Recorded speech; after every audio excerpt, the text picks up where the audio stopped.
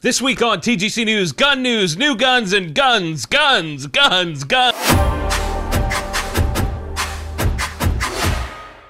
Welcome back to another episode of the Gun Collective News. I'm John Patton. If you aren't already subscribed to this channel, you need to change that in order to see the best gun news show every single week. Now, the news. FBI has gotten their together and has published the May background check numbers, so we need to dig into that a little bit. As with every month so far this year, the numbers are down to the point of 2018 and 19.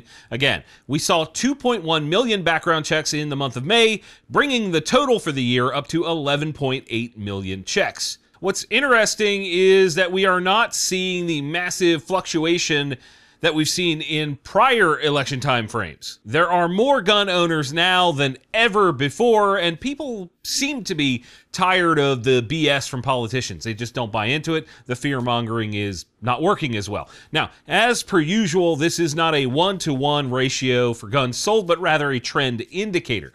To recap the year so far, January was 2.2 mil, Feb was 2.4, March 2.6, April was 2.4 million, and again, May was 2.1 million. It seems like the 2 million per month thing is the new normal.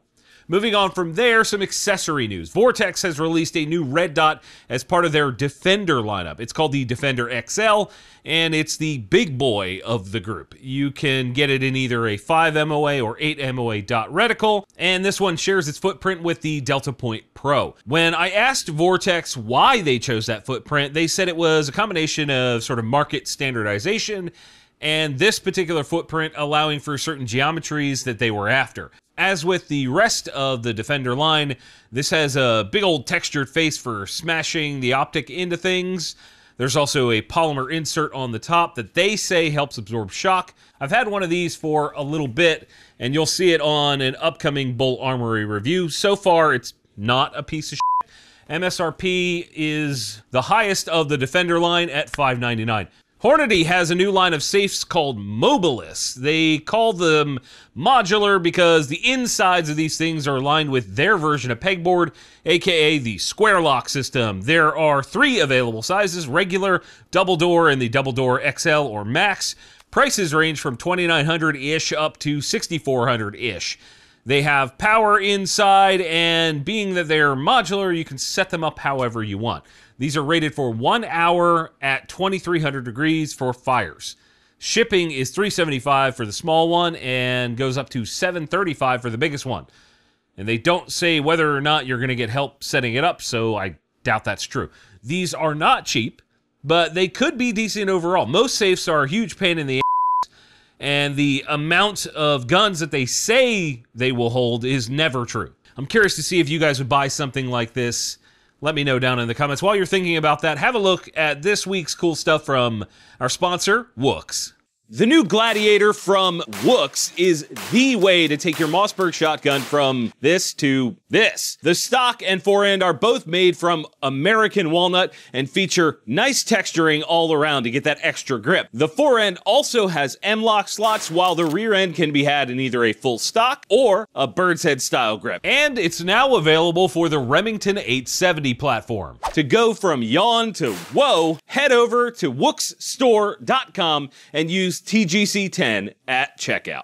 How's about some new guns? Springfield announced a new version of the Hellcat. It's called the Hellcat Pro Comp. And as you may have suspected, it's the pro version of the gun. We've seen that before, but now with a compensator on the end. However, this one is an integral comp, which means there's a cut in the barrel and slide just forward of the front sight to let gases escape.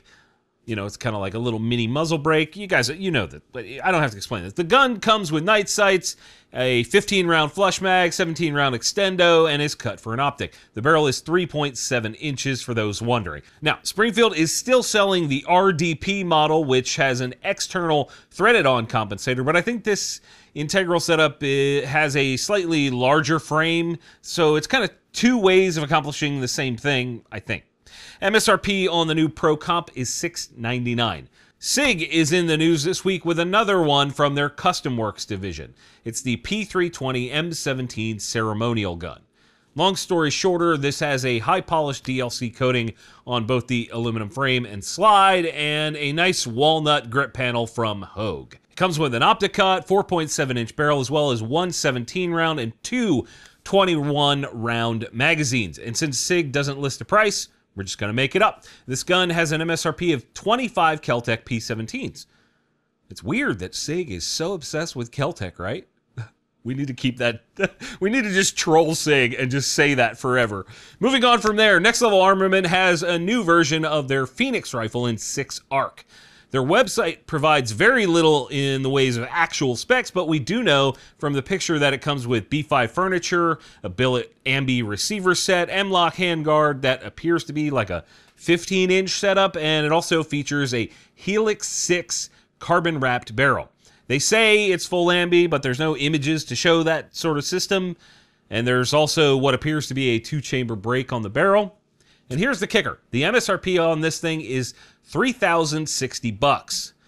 The retail on the barrel alone is $1,200, which is about $300 higher than the gold standard Proof Research. But that would make the retail price without that barrel $1,860, which is still pretty damn high. In fact, that's higher than the price of the next most expensive AR-15 on their site. So basically, you're paying for a complete AR with a barrel and then not getting the steel barrel? Like, what the hell? AR manufacturers just need to chill the f*** out with these prices. Like, I don't understand half of this shit. Unless this thing is shooting consistent sub-half-minute groups, I can't support that kind of price for an AR-15. Holy shit. What do you guys think? Let me know. Also in the news this week is something wild from Gunworks. It's called the Magnus MZ5, and it's a 50 caliber bolt action, and it's a muzzle loader. They say it's designed for prime case ignition, which means you're using some kind of small empty case. It looks like a 9mm with a primer to set off the powder charge. I will caution you to read up on the legality of something like this in your area, because I know the Federal Fire Stick was shot down in a lot of places. It did have the powder included and is slightly different, but still, be aware, make sure this is okay. They don't mention the barrel length at all, which is weird, but do say that you can expect good accuracy out to beyond 500 yards, but also don't quantify what the hell that means. Now, because this is a muzzleloader, there's no magazine, so they've utilized the space under the action for storing 2 pre-primed cases and a bullet, aka a projectile. Now, as with everything else they sell, you can get this as a package deal. Like, that's kind of their thing. And one of those packages includes this new EXO open sight system, which is basically a rear peep sight that got, like, it's a turret from a scope to adjust it. It's kind of strange. That sight system alone is $1,250. The rifle itself has an MSRP of $4,975. It's easily one of the most expensive modern muzzleloaders I've ever seen. But if the accuracy holds true and maybe you want to pass something on for generations to come, this could be that kind of purchase, I guess. I'd love to hear how many of you guys out there still hunt with black powder guns. Like, are you hunting traditional, flintlock maybe? What are you doing? So sound off in the comments if that's you, and give us your thoughts on this Gunworks gun. Holy shit, that's a lot of money.